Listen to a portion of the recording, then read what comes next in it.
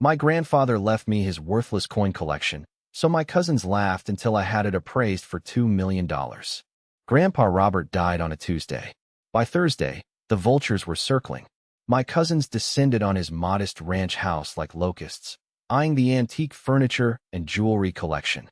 My Aunt Sharon made a beeline for the china cabinet, while my Uncle Richard started measuring the vintage dining set.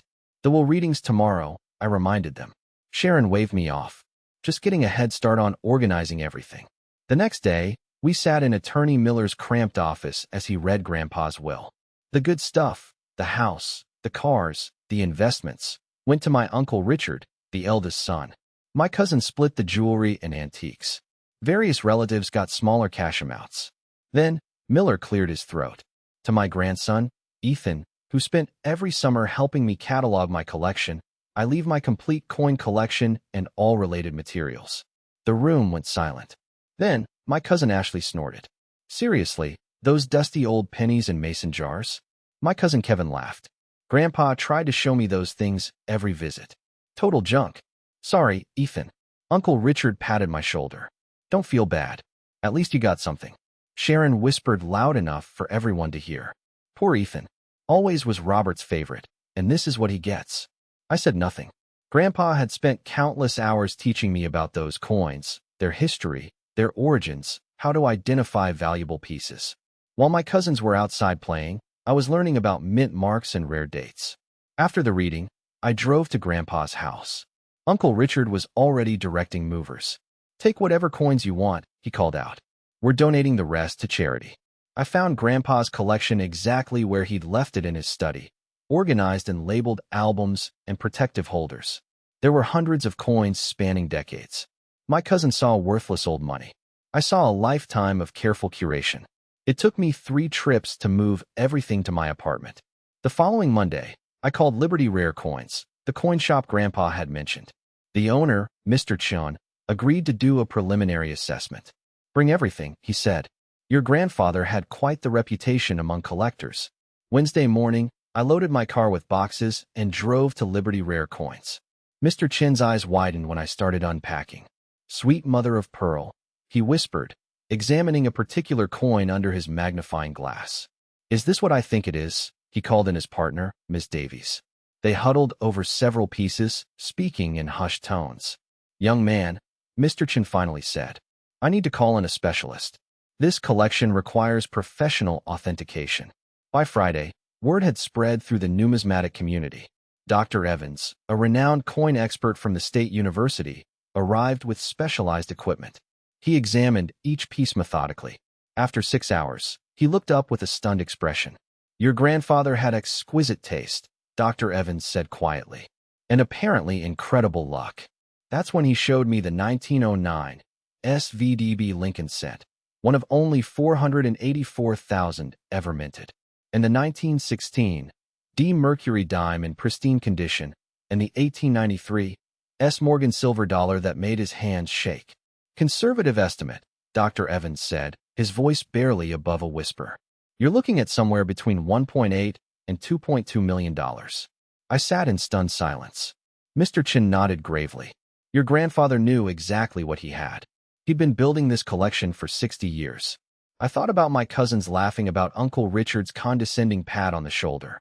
About Sharon's whispered pity. "I need official documentation," I said. Dr. Evans handed me his card. "I'll have a complete appraisal ready by Tuesday, but I'm telling you now, this is one of the most valuable private collections I've ever seen." I drove home in a daze. That evening, I called my mom to tell her the news. $2 million? She gasped. "Ethan, are you sure?" "Getting it officially appraised next week." There was a long pause. "Have you told anyone else?" "Not yet. Maybe keep it quiet until you decide what to do." But word was already spreading. Dr. Evans had mentioned the discovery to colleagues. Mr. Chin's shop was buzzing with rumors. By Monday morning, my phone was ringing. "Ethan?" It was Cousin Ashley. Her voice suddenly sweet. "I heard the craziest rumor about Grandpa's coins." "What kind of rumor?" I asked, knowing exactly where this was headed. "That they might be worth something." "I mean, that's ridiculous, right? We all saw them. But I was thinking, maybe we should get them appraised together as a family. Split whatever we find." I almost laughed. Split them? They were left to me. "Well, yes, But family should share these kinds of discoveries. Grandpa would have wanted that. He was always talking about family unity and helping each other out. The same woman who'd called them dusty old pennies 3 days ago. The same woman who'd rolled her eyes every time Grandpa tried to show anyone his hobby. That's funny, I said, because I remember Grandpa trying to show you his coin books last holiday season, and you told him you had better things to do than look at old junk. I was stressed about finals, she said defensively. That doesn't mean I didn't care about his interests. Right. Well, the coins are being professionally appraised, and then I'll decide what to do with them. Ethan, please don't be hasty about this. We should all sit down and discuss it as a family. Maybe bring in a mediator. A mediator for what? To help us figure out what's fair. What Grandpa really would have wanted if he'd known about the value. I hung up on her. Within an hour, my phone was buzzing with calls and texts. Kevin wanted to discuss the collection. Sharon thought we should research together. Uncle Richard left a voicemail about family obligations and making sure everyone's interests are protected. The vultures weren't just circling anymore. They were diving. That afternoon, Uncle Richard showed up at my apartment with Kevin and Sharon in tow. They looked like a corporate delegation arriving for hostile takeover negotiations. We need to talk, Richard said, pushing past me into my living room without invitation. They arranged themselves on my couch like an intervention committee. Richard sat in the center, Sharon to his right, Kevin to his left. All three wore serious expressions that I'm sure they'd practiced in the car. This rumor about the coins? Sharon began, her voice taking on that condescending tone she used when explaining things to children. We think there's been a misunderstanding about how to handle this situation. What misunderstanding? I asked, remaining standing near the door. Kevin leaned forward eagerly. Grandpa was old. Ethan, sometimes wills don't reflect what people really intended, especially when new information comes to light. He intended for me to have his coin collection. That seems pretty clear. Richard's voice turned stern. The tone he'd used to discipline me as a kid. Don't be selfish, Ethan. We're family. Whatever value these coins have should benefit everyone, not just one person who happened to get lucky. Lucky? I felt my temper rising. I spent every summer for 12 years learning about those coins. Every visit, every holiday, while you all were busy with your own lives, I was sitting with Grandpa learning about mint marks and historical significance and proper storage techniques. That doesn't entitle you to millions of dollars. Sharon snapped, her mask of concern slipping. It was supposed to be a sentimental gesture, not a lottery ticket. Funny how it's suddenly millions of dollars when you thought it was worthless junk a week ago. Kevin stood up, his face flushing red. Look, we can do this easy or hard, but we're not letting you walk away with a fortune while the rest of us get nothing. Are you threatening me? I asked, my hand moving instinctively toward my phone. Richard held up his hands in a gesture meant to look peaceful, but his eyes were hard. Nobody's threatening anyone. We're just saying. Attorneys can be expensive. Contested wills take years to resolve. Court fees, legal bills, expert witnesses. Wouldn't it be easier to work something out among ourselves like civilized people? What kind of something? Sharon smiled, but it didn't reach her eyes. 50-50th split. You keep half for your sentimental attachment. The family divides the other half. Everyone walks away happy. And if I refuse, then we'll have to explore our legal options, Richard said. We've already spoken to an attorney. There are grounds to contest the will if we can show Grandpa was either mentally incompetent when he wrote it or didn't understand the true value of what he was leaving you. Grandpa was sharp as a tack until the day he died. You know that, do we? Kevin asked. An 87-year-old man makes a bequest worth millions to one grandchild while leaving everyone else out. That sounds like diminished capacity to me. Sharon nodded sagely. Plus, there's the issue of undue influence. You spending all that time alone with him, isolating him from the rest of the family, manipulating an elderly man into favoring you in his will. I stared at them in disbelief. Isolating him. I was the only one who visited regularly. I was the only one who called him every week. I was the only one who remembered his birthday last year. That's exactly what we're talking about, Richard said. You deliberately cultivated a special relationship to influence his decisions. I cultivated a relationship because I loved him and he was lonely. Where were all of you when he was in the hospital last year? I was there every day for 2 weeks. We all have jobs and responsibilities, Sharon said defensively. So do I. But I made time. See, Kevin pointed at me. You're already acting superior, like you deserved more because you were the good grandchild. That's manipulation. I looked at these three people, my own family, and realized I was seeing them clearly for the first time. They weren't grieving Grandpa's death or honoring his memory. They were angry about money they'd never expected to exist and furious that it wasn't going to them. Get out, I said quietly. Ethan, be reasonable, Richard started. Get out of my apartment now.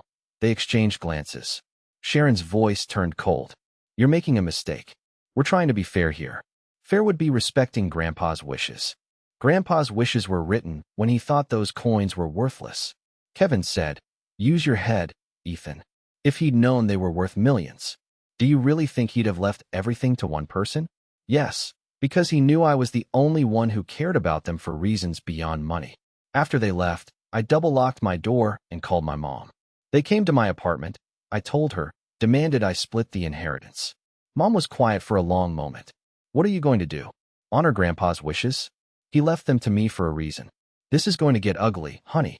Richard's always been territorial about family money, and Sharon's, well, you know how she gets. I knew Sharon had been bitter ever since her divorce when her ex-husband had left her for his secretary and stuck her with minimal alimony. She'd been looking for a financial windfall ever since. I'm going to talk to an attorney tomorrow, I said. Good. And Ethan, your grandfather would be proud of you for standing up to them. That night, I couldn't sleep. I kept thinking about all those summer afternoons with Grandpa, sitting at his dining room table while he carefully showed me each coin, explaining its history and significance. He taught me about the 1943 bronze cent, one of the most valuable coins in existence because it was struck by mistake. About the 1933 double eagle that was never supposed to be released, about the joy of finding a rare date in a handful of pocket change. Collecting isn't about the money, Ethan, he'd said. It's about preserving history. Each coin is a piece of someone's story. Tuesday morning, I called Attorney Miller to discuss the family's threats. They can contest, he said, but it'll be expensive for them, and the evidence of your grandfather's competency is strong. His medical records show no signs of dementia or cognitive decline. His financial management right up until his death demonstrates clear thinking. The will was properly witnessed and notarized. What about their claims of undue influence? Harder to prove? The fact that you had a close relationship with your grandfather isn't illegal or improper. If anything, it supports his decision to leave you something meaningful. What about the coins themselves? Legally, yours as soon as the will clears probate, which should be straightforward for the uncontested portions, but I'd suggest moving them somewhere secure until this gets resolved. After hanging up, I called the Meridian Bank and arranged for a large safety deposit box. That afternoon, I carefully transported the entire collection, documenting each piece with photographs before locking them away. As I was loading the last box into my car, Kevin appeared from behind a parked SUV. Going somewhere? He asked, his tone casual, but his eyes focused on the boxes in my back seat. Bank, I said, trying to keep my voice steady. Smart move. Wouldn't want anything to happen to Grandpa's legacy. There was something in his tone that made my skin crawl. A hint of threat wrapped in false concern. What's that supposed to mean? Kevin shrugged. Things get lost. Apartments get robbed. Accidents happen. Good thing you're being careful. He walked away without another word, leaving me standing in the parking lot with a chill running down my spine. That afternoon, my apartment was broken into. I came home from work to find my front door slightly ajar. The frame splintered around the lock. Inside, everything had been searched. Drawers pulled out, couch cushions scattered, even my refrigerator moved away from the wall. But nothing was taken because there was nothing to take.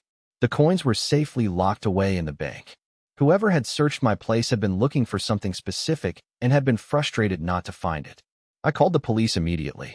The responding officer, Detective Thompson, was a middle-aged woman with kind eyes and a no-nonsense attitude. She took photos of the damage and dusted for fingerprints. Any idea who might want to break in? She asked. Anything valuable that someone might know about? I told her about the coin collection and the family dispute. Family money brings out the worst in people, she said, shaking her head. You should document everything. Phone calls, threats, visits. If this escalates, you'll need evidence. You think it will escalate? $2 million? Yeah, it'll escalate. She was right. Friday morning, I received legal papers delivered by a stern-faced process server. Richard was officially contesting the will, claiming diminished capacity and undue influence. They were demanding the coin collection be held in escrow pending resolution and seeking damages for emotional distress caused by my manipulation of their elderly father. The papers also included affidavit from Sharon and Kevin supporting Richard's claims. Sharon swore that Grandpa had seemed confused and easily influenced during his final years.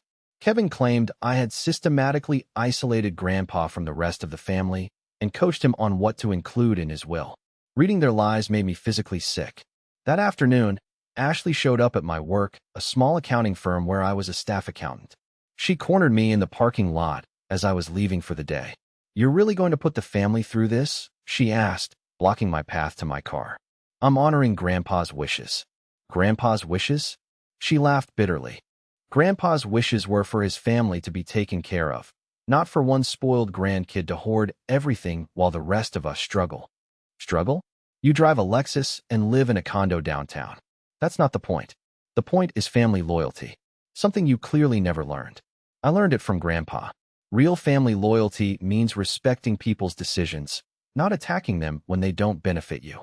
You think you're so special because you were his favorite. You think those summers you spent with him make you better than the rest of us. I think those summers taught me about who Grandpa really was. Not the old man you all saw as a burden, but someone with passions and knowledge and stories to share. Oh, please. Ashley's voice dripped with contempt. You were a lonely kid with no friends. Grandpa felt sorry for you, so he let you hang around while he played with his coins. Don't mistake pity for preference. That stung because part of it was true. I had been lonely. My parents had divorced when I was 8, and I'd spent summers with Grandpa because Mom was working double shifts and Dad was starting his new family. But Grandpa had never made me feel like a charity case. Maybe I was lonely, I said, but at least I was there. At least I listened when he tried to share something he cared about. He tried to share it with all of us. We just had better things to do than humor an old man's obsessions. And that's exactly why he left the collection to me. Ashley stepped closer, her face flushed with anger. You think you're so righteous, but you're just greedy. If you really cared about honoring Grandpa's memory, you'd share with the family he loved. The family that barely visited him, the family that forgot his birthday, the family that put him in assisted living and visited twice a month. He needed professional care. He needed family. Real family, not people who saw him as an obligation. Ashley slapped me. The sound echoed across the parking lot, and several coworkers who were leaving turned to stare. My cheek burned, but I didn't retaliate. "Feel better?" I asked. She burst into tears. Whether from anger, frustration, or guilt, I couldn't tell. "This is tearing the family apart," she sobbed. "Can't you see that? The family tore itself apart the minute you all decided money was more important than respecting Grandpa's wishes." I got in my car and drove away, leaving her standing in the parking lot. That weekend, I drove to Grandpa's house, now officially Richard's property, according to the will. I still had a key and wanted to retrieve some personal items Grandpa had specifically left me. His coin reference books, his magnifying glass, and a few photographs from our summers together. I found Richard in Grandpa's study going through the desk with methodical precision. "Looking for something?" I asked from the doorway. He startled, then quickly composed himself, "Just organizing paperwork. Dad kept everything, and I mean everything. Medical records going back 20 years. Tax returns, correspondence with coin dealers." That last part caught my attention. I noticed he was specifically searching through Grandpa's coin catalogs and reference books, making notes on a yellow legal pad. "Those aren't part of the estate," I said. "The will specified. All coin-related materials come to me." Richard's face reddened. "Don't be ridiculous. A few old books aren't worth fighting over. Then you won't mind if I take them." He moved to block my path to the bookshelf. "Everything in this house stays put until the will dispute is resolved. I'm not letting you remove anything that might be relevant to our case." "What case?" "Those books aren't part of your claim." "Says who?" "If Dad was using those books to evaluate his collection, they're evidence of what he knew about the coin's value." I realized what Richard was doing. He was trying to build a case that Grandpa had either known exactly how valuable the coins were, in which case why wouldn't he share such wealth with the whole family, or that he'd been confused about their value, supporting the diminished capacity claim. "That's not how it works," I said. "The non-contested items can be distributed immediately." Richard stepped closer, his voice taking on that threatening tone I remembered from childhood arguments. "You want to test that theory? Because I've got attorneys who disagree. and unlike you, I can afford to fight this for years." It was a clear intimidation tactic designed to remind me that Richard controlled the family's substantial resources while I was just a staff accountant with limited savings. I left without the books, but not before taking photos of everything on his desk. Among the papers was a handwritten list of coin dealers in 3 states along with notes about authentication processes and value determination timelines. Monday morning, I called Miller and described what I'd seen. "He's trying to prove the valuable coins weren't properly inventoried in the original will," Miller explained. "If he can show your grandfather didn't know their true value when he wrote the will, he might argue the bequest was based on misinformation. But the will specifically mentions the complete coin collection and all related materials. It doesn't list individual pieces or values. Doesn't matter to Richard's strategy. If he can demonstrate your grandfather thought he was leaving you pocket change, not a fortune, he might claim undue influence or mistake of fact." "What do you mean mistake of fact?" "If Richard can prove your grandfather was under the mistaken impression that his coins were essentially worthless, he could argue the bequest was made under false pretenses. The court might then distribute the collection according to what your grandfather would have wanted if he'd known the true value." My stomach dropped. "Can he do that?" "It's a long shot, but not impossible. That's why he's documenting everything, trying to show a pattern of your grandfather either not knowing or deliberately concealing the collection's value from the family." That afternoon, I received a call from Mr. Chun at Liberty Rare Coins. "Someone's been asking questions about your grandfather," he said, his voice concerned. "Man came in yesterday claiming to be researching Robert's collection for legal purposes. Wanted to know when your grandfather last brought coins in. What he said about their value, whether he seemed confused or forgetful." My pulse quickened. "What did you tell him?" "The truth. That Robert was one of the sharpest collectors I ever met. Knew exactly what he had. Always asked informed questions. Never seemed confused about anything. But this guy seemed disappointed with my answers." "What did he look like?" "Tall, expensive suit, aggressive manner. Had a briefcase full of legal documents. Said he was working with the family to clarify some inheritance issues. That had to be Richard's attorney fishing for evidence to support their case." "Did he ask about specific coins?" "Yeah, and that's the weird part. He had a list of the most valuable pieces in your grandfather's collection. Asked if Robert had ever mentioned them by name, ever discussed their worth, ever seemed surprised by their value." My blood ran cold. How could he have a list of specific coins? That's what I was wondering. The only way he'd know exactly what was in the collection is if someone had already cataloged everything, which meant Richard had somehow gotten access to Dr. Evans's appraisal, or possibly had hired his own expert to evaluate the coins I'd moved to the bank. That evening, I sat in my apartment, still damaged from the break-in, trying to figure out Richard's strategy. If he was building a case that Grandpa didn't know the coin's value, he'd need to explain how an experienced collector could accidentally accumulate millions of dollars worth of rare pieces. But if he was building a case that Grandpa did know the value, he'd need to explain why a loving grandfather would deliberately exclude his other grandchildren from such wealth. Either way, I was the target. Wednesday morning brought another surprise. I arrived at work to find a private investigator waiting in the lobby. "Theo Marino?" he asked, approaching with a clipboard and badge. "Yes, I'm conducting interviews for a legal matter involving your grandfather's estate. Can I ask you a few questions?" I looked around the lobby, aware that my coworkers and boss, Mr. Davis, were watching this interaction with interest. "Not without my attorney present," I said. The investigator smiled. "Nothing formal. Just trying to get a timeline of your relationship with your grandfather. When did you start visiting him regularly? Who initiated those visits? Did he ever discuss the contents or value of his coin collection?" I said, "Not without my attorney."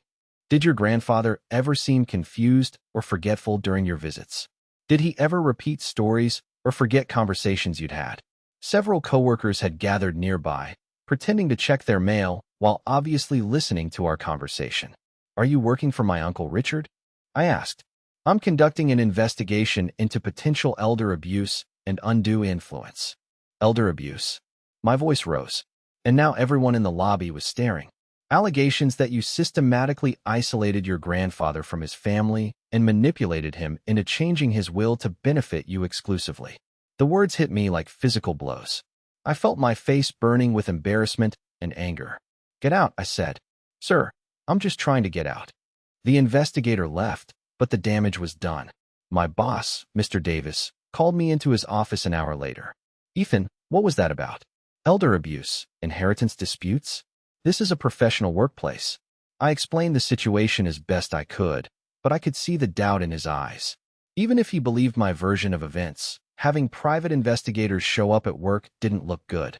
Maybe you should take some personal time to sort this out, he suggested.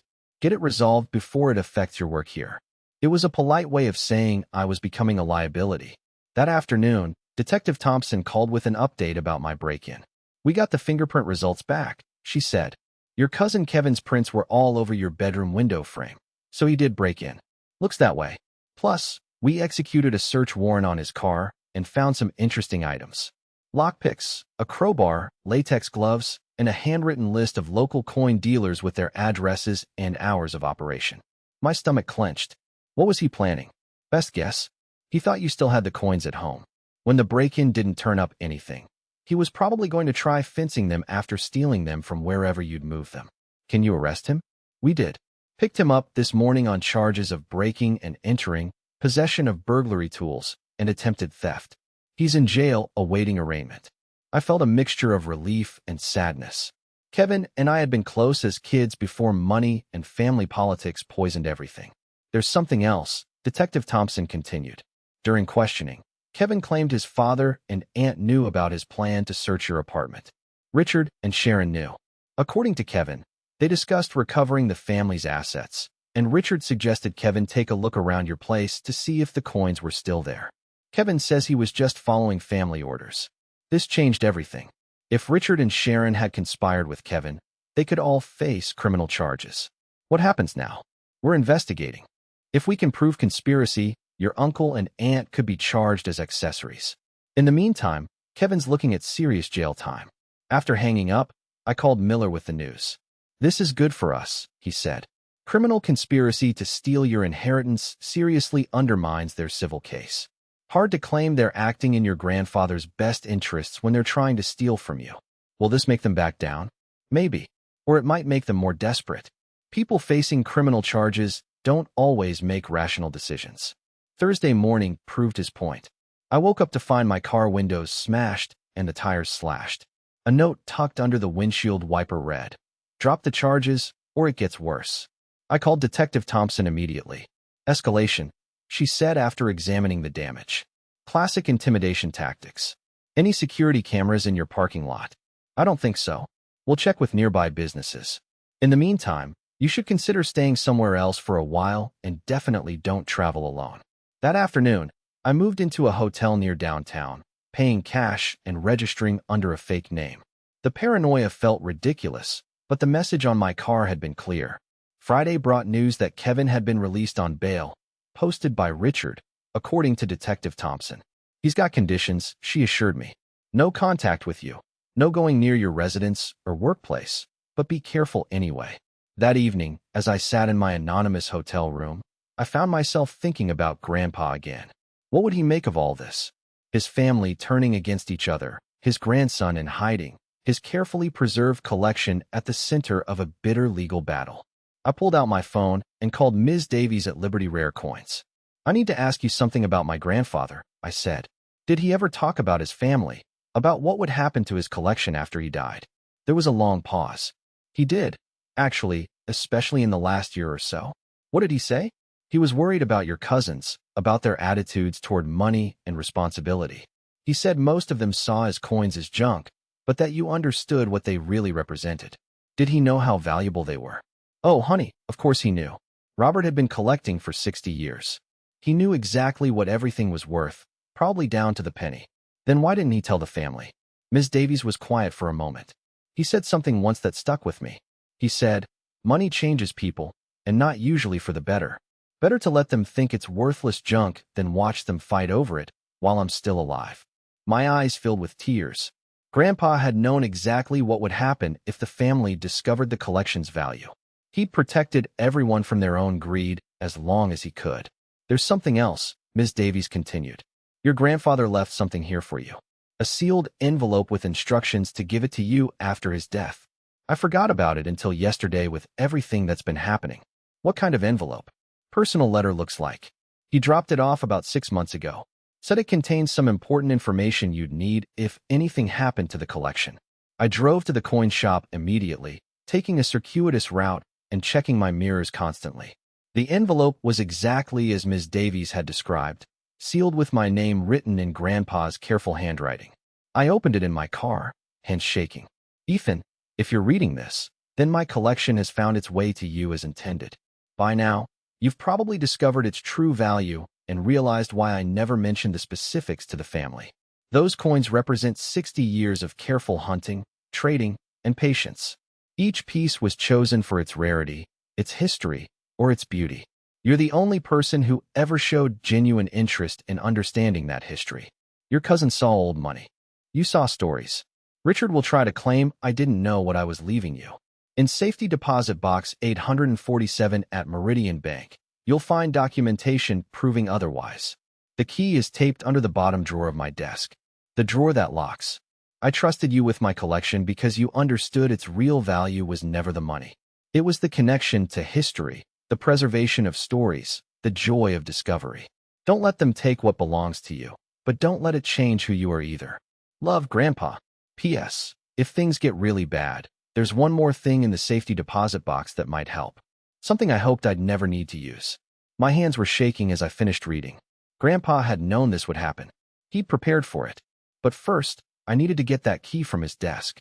I drove to Richard's house, the house that had been Grandpa's, and parked across the street, watching for any sign of activity. Richard's car wasn't in the driveway, and the house looked empty. I still had the key Grandpa had given me years ago. I waited until dark, then slipped through the back gate and entered through the kitchen door. The study looked exactly as Richard had left it.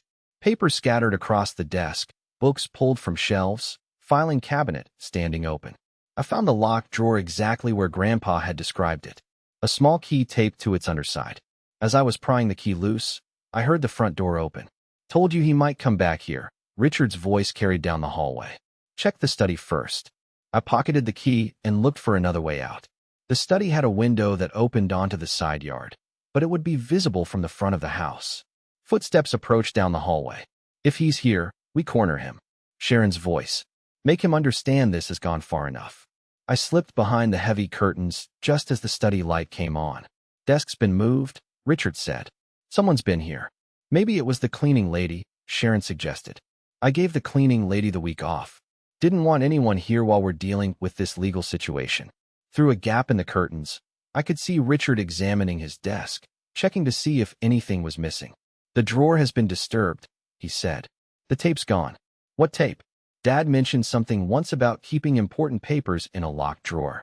I've been trying to find the key for weeks.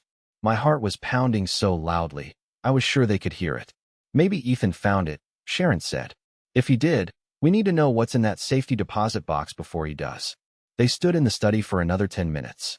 Richard growing increasingly agitated as he searched for any sign of what I might have taken. Finally, they left to check the rest of the house. I waited another 20 minutes before slipping out the window and making my way back to my car. Saturday morning, I was at Meridian Bank when it opened. Safety Deposit Box 847 was exactly where Grandpa had said it would be, accessed with both the key I'd retrieved and a signature card he'd prepared in advance. Inside the box was a treasure trove of documentation that made Richard's legal case fall apart instantly. Insurance appraisals dating back 20 years, showing Grandpa had been getting his most valuable coins professionally evaluated on a regular basis. Purchase receipts for individual pieces that had cost him thousands of dollars. Clearly not the actions of someone who thought his collection was worthless. Correspondence with other collectors discussing specific rare finds, market values, and investment strategies. But the most damning evidence was a series of letters Grandpa had written to Richard over the past 5 years. The first, dated 3 years ago, offered to leave the coin collection to the family if anyone showed interest in learning about it.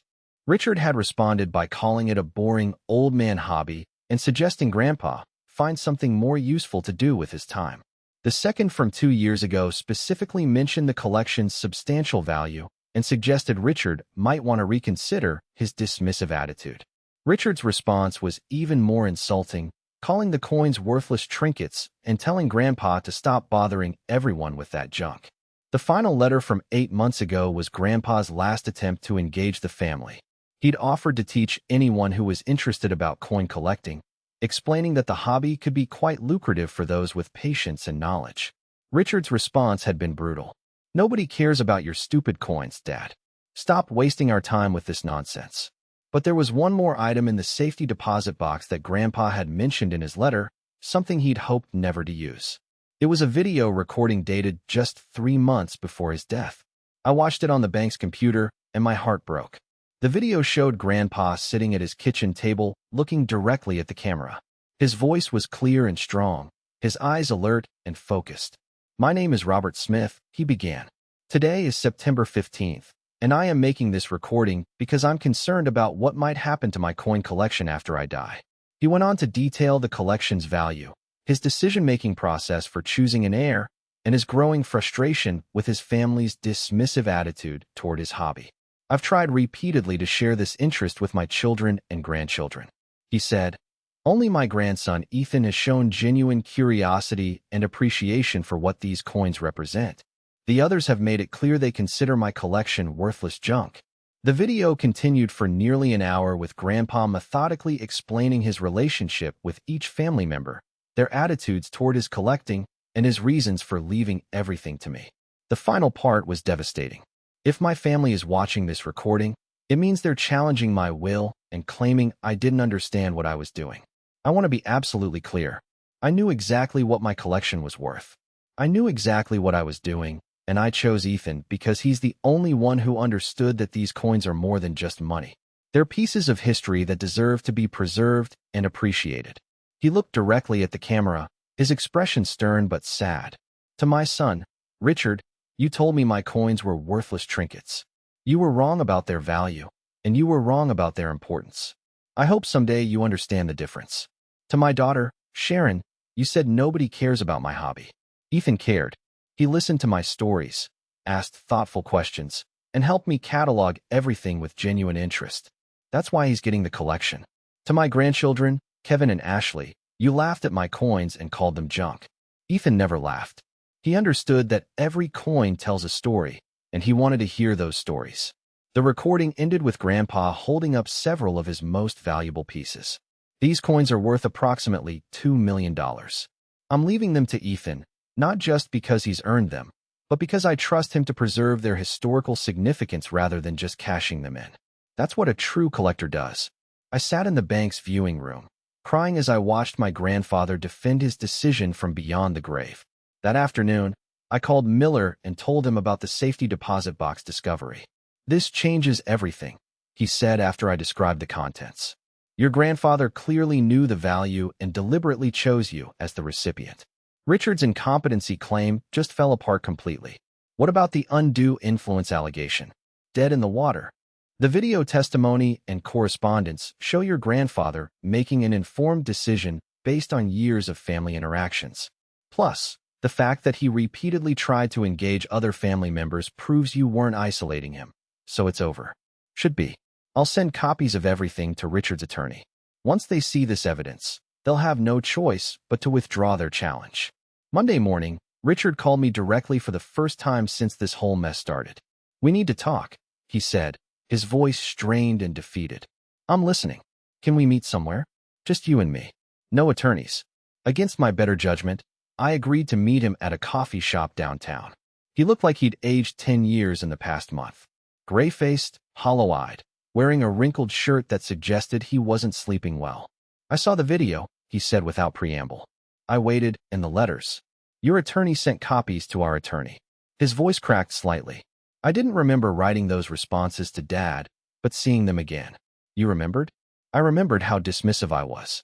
How cruel, really. He stared into his coffee cup. Dad was trying to share something he loved, and I kept shutting him down. He just wanted someone to care about his hobby. I know that now, but at the time, it seemed like he struggled for words, like he was trying to fill empty time with meaningless, busy work. I thought I was protecting him from wasting his energy on trivial things. Protecting him from what he loved most. Richard flinched. I was wrong. About the coins, about Dad, about you. We sat in silence for several minutes. "What happens now?" I asked. "I'm withdrawing the legal challenge." My attorney says we have no case anyway. Not with Dad's video testimony. And Kevin's criminal charges. He's pleading guilty to breaking and entering. Probably get probation since it's his first offense. Richard looked up at me. He's ashamed of what he did. We all are. Are you? Yes.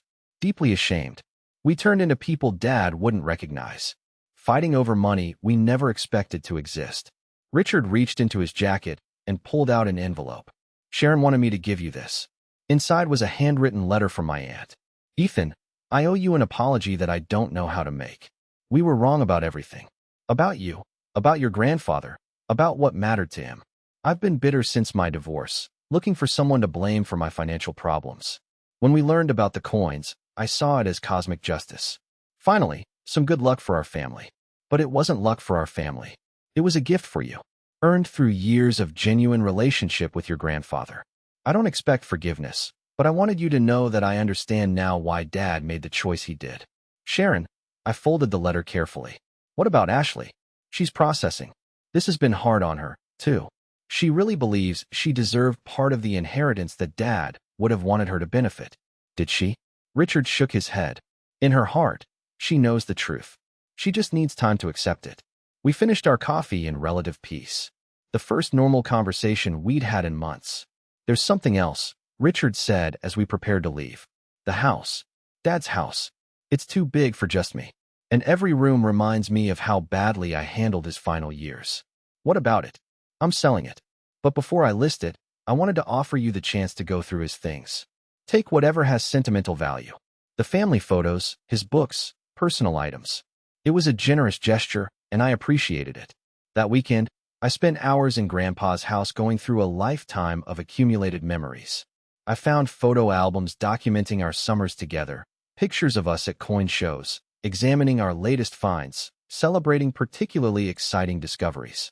In his bedroom dresser, I discovered a journal he'd kept during his final year. The entries were heartbreaking. Ethan called today. He's excited about a 1964 Kennedy $50 he found in his pocket change. I told him to check for the proof version. Might be worth something. He's the only one who still cares about these things. Richard came by, but spent the whole visit talking about his work problems. When I tried to show him the new Mercury dime I found, he said he didn't have time for coin talk. Sometimes I wonder if any of them will miss me when I'm gone, or just the money I'm leaving behind. Ethan helped me reorganize the collection today. He's getting good at identifying mint marks and understanding grading. If something happens to me, I know the coins will be in good hands. The final entry was dated 2 weeks before his death. Finished updating my will today. Miller thinks I should tell the family about the coin's value, but I disagree. Better to let them think it's worthless until after I'm gone. That way, I'll know their reactions are genuine. Ethan will be surprised by the money, but he'll understand why I chose him. The others, well, I suppose I'll find out what kind of people they really are. Reading his words, I realized Grandpa had been conducting a test from beyond the grave. He'd wanted to see how the family would react to losing a fortune they'd never known existed. Richard, Sharon, Kevin, and Ashley had all failed that test spectacularly. But understanding their failure didn't make me feel superior. It just made me sad for what our family had lost. Tuesday morning, Dr. Evans called with an interesting proposition. I've been thinking about your grandfather's collection, he said. Have you considered donating pieces to a museum? Not selling them, but creating a permanent exhibit that would honor your grandfather's memory while allowing the public to appreciate these remarkable coins. What kind of exhibit? The National History Museum would love to display the collection as an example of how one dedicated collector can preserve important historical artifacts. We could call it the Robert Smith Collection and include information about your grandfather's life and collecting philosophy. The idea appealed to me. Grandpa had always said the real value of collecting was preserving history for future generations. I want to keep a few pieces for sentimental reasons, I said. Of course, but imagine school children learning about American history through your grandfather's coins. Imagine other collectors being inspired by his dedication and knowledge. That afternoon, I visited the National History Museum to discuss the details. The curator was thrilled at the prospect of housing such a significant collection. We could create an entire wing dedicated to numismatic history, she explained. Your grandfather's collection would be the centerpiece, but we could expand it to include other donations and educational materials. How would it be presented? We'd tell the story of each major piece, not just its monetary value, but its historical significance. The 1893 S. Morgan silver dollar, for example, represents a specific moment in American silver mining history. The 1916 D. Mercury dime reflects changes in artistic design during World War I. It was exactly what Grandpa would have wanted. His coins continuing to educate and inspire long after his death. I agreed to donate 80% of the collection to the museum, keeping only the pieces with the most personal significance. The first coin Grandpa had ever shown me, the 1943 bronze cent we discovered together at a coin show, and a few others that held special memories. The monetary value of what I was keeping was still substantial, close to $400,000. But the real treasure was the memories and knowledge Grandpa had shared with me. 6 months later, the Robert Smith collection opened at the National History Museum. The unveiling drew collectors from across the country, including Mr. Chun and Ms. Davies from Liberty Rare Coins. Richard attended the opening, bringing Sharon and Ashley with him. Kevin was serving his community service sentence and couldn't come, but he'd sent a letter of apology that was surprisingly heartfelt. "Your grandfather would be so proud," Sharon said, standing before a display case containing his most prized coins. "This is exactly what he would have wanted." "I think so, too," I replied. Ashley approached me near the end of the evening. "I owe you an apology," she said quietly. "A real one, not the half-hearted sorry I gave you months ago." "You don't?" "Yes, I do. I was greedy and jealous and completely wrong about you and Grandpa. You earned this inheritance through genuine love and attention, and I tried to take it away from you because I felt entitled to money I'd never worked for." She gestured toward the exhibit. "But seeing this, understanding what you've done with Grandpa's collection, it's beautiful. It's what family legacy should look like." "Thank you," I said. "That means a lot. Can we try to rebuild our relationship as cousins? I mean, without all the money drama." I considered her question. The wounds from our family's battle were still fresh, but holding on to anger would honor no one's memory. "I like that," I said. As the evening wound down, I found myself standing alone in front of the display featuring Grandpa's most valuable piece, the 1893 S. Morgan silver dollar that had made Dr. Evans's hands shake during the initial appraisal. The placard read, "This extremely rare coin was acquired by Robert Smith in 1987 after years of searching. It represents not just monetary value, but the patience and dedication required for serious collecting. Mr. Smith often said that the joy of discovery was worth more than any dollar amount." He was right about that, a voice said behind me. I turned to find an elderly man I didn't recognize, wearing a badge that identified him as a fellow collector. "Did you know my grandfather?" I asked. "We corresponded for years, traded coins occasionally. Robert was one of the most knowledgeable collectors I ever met. Also one of the most generous. He helped me identify several valuable pieces in my own collection." "That sounds like him. He talked about you often in his letters. Said you were the only family member who appreciated the real value of what he was doing. I learned everything I know about collecting from him." The old man smiled. "Then you learned from the best. Your grandfather's reputation in the collecting community was sterling. This exhibit will ensure that reputation lives on." As I drove home that night, I thought about the journey that had brought me to this point. What had started as a family crisis over money had become something much more meaningful. A celebration of Grandpa's life and passion. The remaining coins I'd kept were stored in a new safety deposit box. But I'd also started my own collection. Nothing as valuable as Grandpa's, but each piece chosen with the same care and appreciation for history that he taught me. Last month, I received a call from a local middle school teacher. Her students had visited the museum exhibit and wanted to learn more about coin collecting. "Would you be willing to come speak to my class?" she asked. They're fascinated by the idea that ordinary coins could be so valuable and historically significant. I agreed immediately. Walking into that classroom with my magnifying glass and a selection of coins to show the students, I felt Grandpa's presence strongly. This was exactly what he would have wanted, sharing the joy of discovery with young people who might develop their own passion for collecting. "How many of you have old coins at home?" I asked the 30 eager faces looking back at me. Nearly every hand went up. "Well," I said, pulling out my magnifying glass and placing a worn penny on the projector. "Let me teach you what to look for." For the next hour, I shared everything Grandpa had taught me about identifying valuable coins, understanding historical significance, and appreciating the stories that each piece could tell. When class ended, several students approached with coins they brought from home. I examined each one carefully, explaining what made it special or ordinary, valuable or common.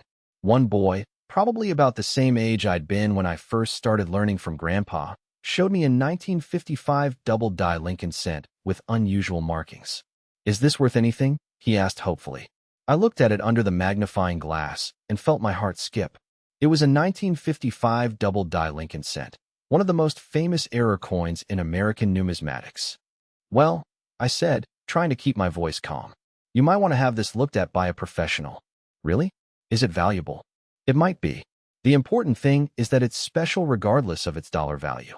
This coin tells a story about how mistakes at the mint can create something unique and historically significant." The boy's eyes lit up with the same excitement I'd felt all those years ago when Grandpa first showed me a rare coin. As I packed up my materials, the teacher thanked me for inspiring her students. "You've got a gift for explaining complex concepts in ways kids can understand," she said. "Ever consider teaching?" I hadn't, but the idea appealed to me. Maybe there was a way to turn my knowledge into something more than just a hobby.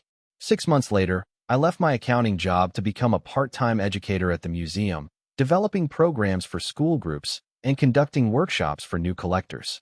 The work doesn't pay nearly as much as accounting, but the financial cushion from Grandpa's coins allows me to pursue something I'm passionate about rather than just something that pays the bills. Every day, I get to share the knowledge Grandpa gave me with people who are discovering the joy of collecting for the first time. And sometimes late at night, when I'm cataloging new acquisitions for the museum, I can almost hear his voice. "Every coin tells a story, Ethan. The trick is learning how to listen." The family relationships that were damaged during our legal battle are slowly healing.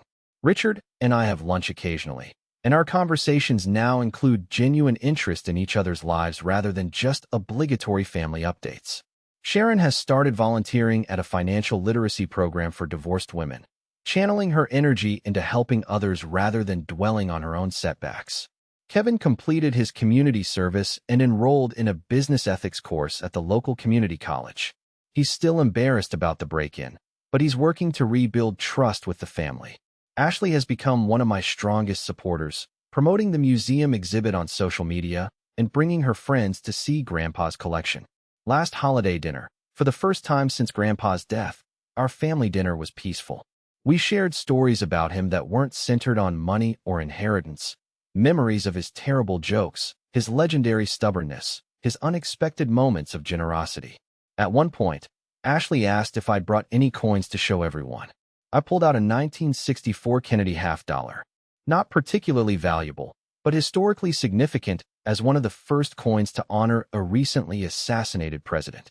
"Grandpa always said this coin represented how quickly history can change," I told them. "Kennedy was alive when they designed it, but dead before most were released." Richard examined it carefully. "I never thought about coins as historical documents before."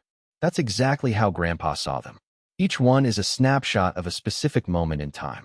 For the first time in years, our family conversation was focused on learning and sharing rather than competing and arguing. As I drove home that evening, I realized that Grandpa's final gift hadn't been the money at all. It had been the lesson that true wealth comes from relationships built on genuine care and shared interests, not from grabbing whatever you can get. His coin collection had tested our family's character, and while we'd failed initially, we'd ultimately learned to value what really mattered. The coins themselves were just metal and history. The real treasure was understanding that some things, love, respect, genuine interest in others, can't be bought or inherited. They have to be earned one conversation at a time. And in the end, that's the most valuable lesson Grandpa ever taught.